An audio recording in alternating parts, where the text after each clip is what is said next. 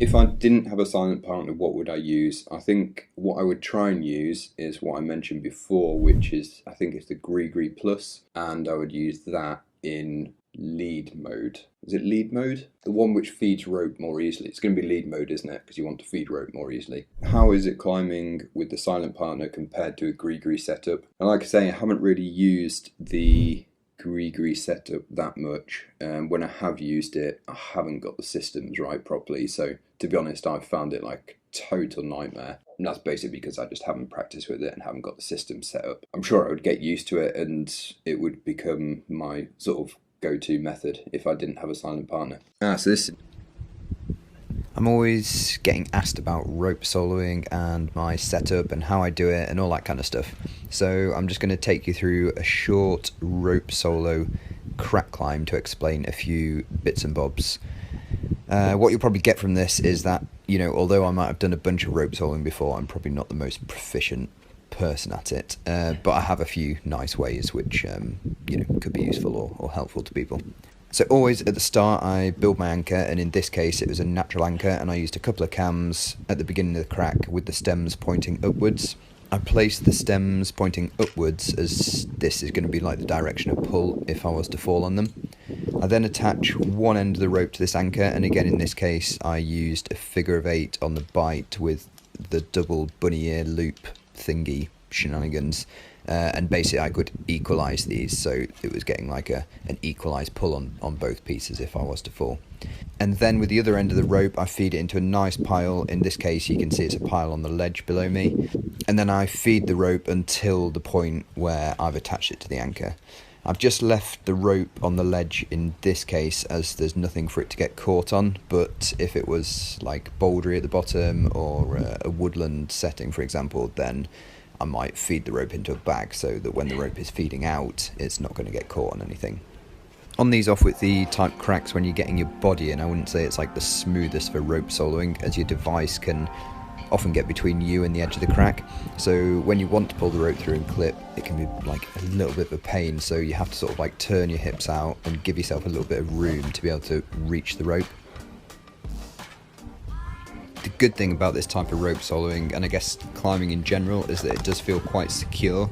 This is slightly aside from rope soloing, but I think one thing to remember about these slightly wider cracks is to not get like totally sucked into the fact that it is wide and you always have to use these wide techniques. Quite often on these wide and flaring cracks there are hand and fist jams way in the back, so if you just like reach in and start hunting, you might find something in there. You might also be surprised at what you might actually find. Me and Tom used to call this technique or this manoeuvre hunting for dung. So like when you're reaching right in there and just hunting for those jams right at the back. When you're clipping, I generally pull the rope first to the traction, so I have plenty of loose slack below the solo device, and then I pull it through the solo device itself. Again, you can see with the grigri and being wedged in a crack, it's not like the smoothest operation ever.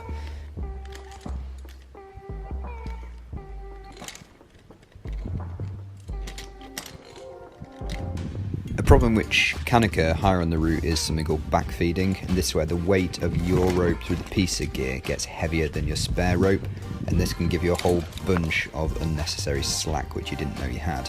It wasn't an issue on this route purely because the route isn't long enough to get that weight in the rope and for it to start backfeeding. I guess there's a bunch of different things which you can do to overcome this, and one which I always use when free climbing is just tying an overhand knot into a good piece partway up the route to take that weight off the rope.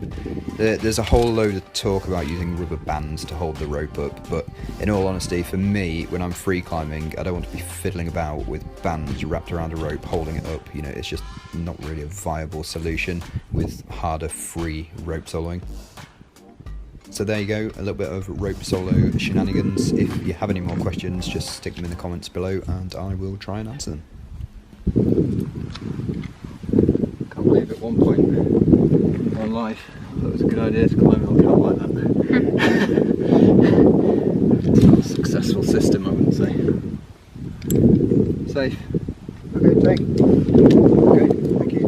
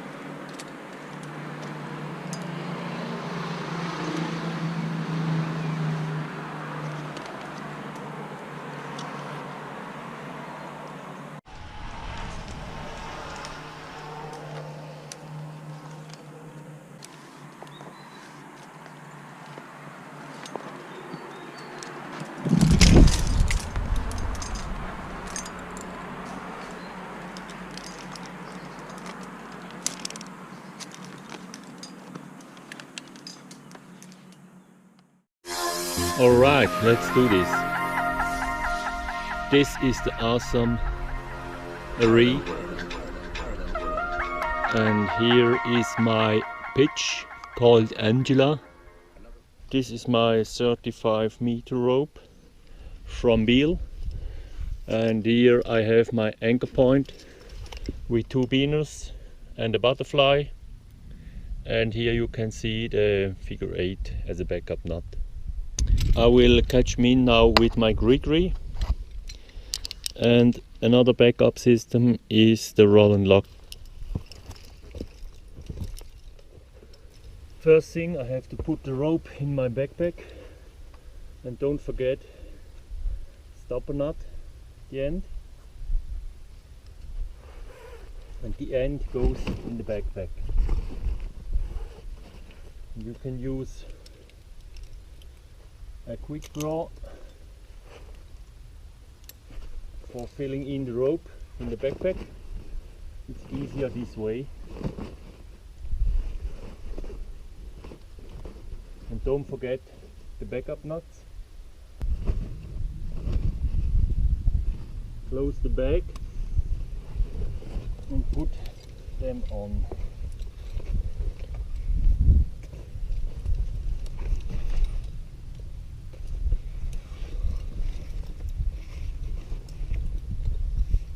The system goes to the top now, and I will catch me in with my grigri first.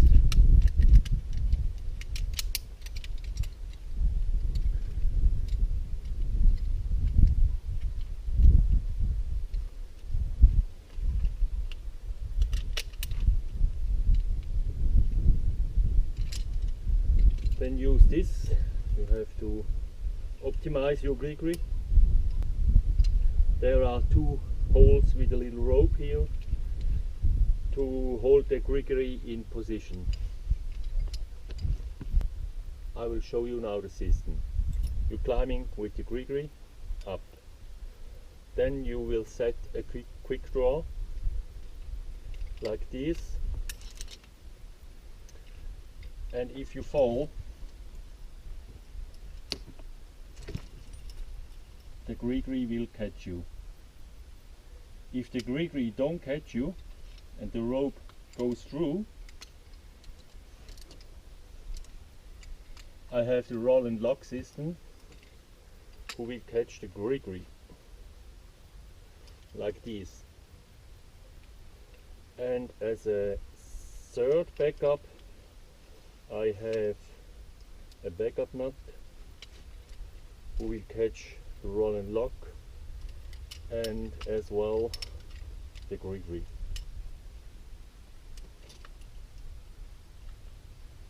So let's do this. Now I put me in the grigri.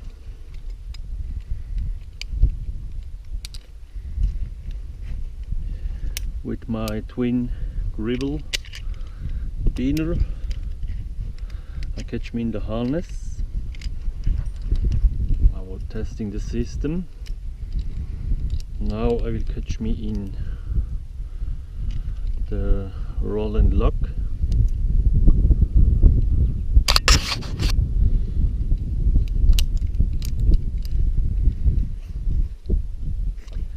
And this is my backpack. And I try again.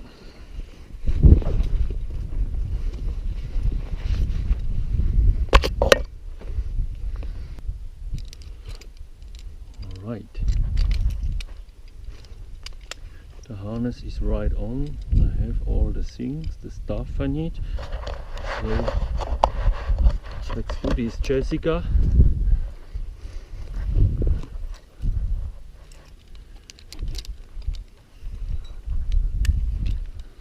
So if I fall,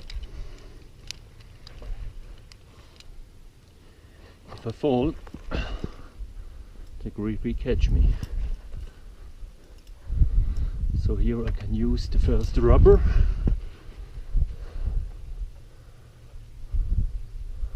One, two, and go in. So I'm climbing. Now I'm falling. And the grigri will catch me.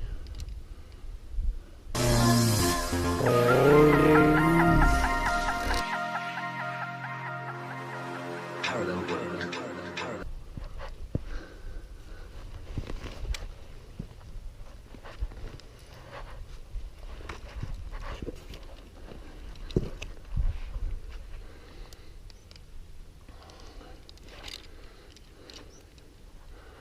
I need slang.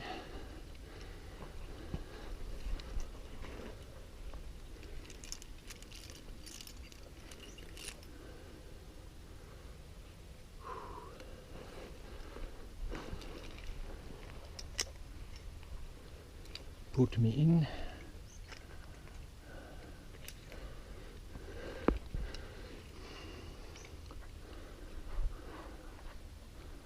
Now I can go testing the grigri again.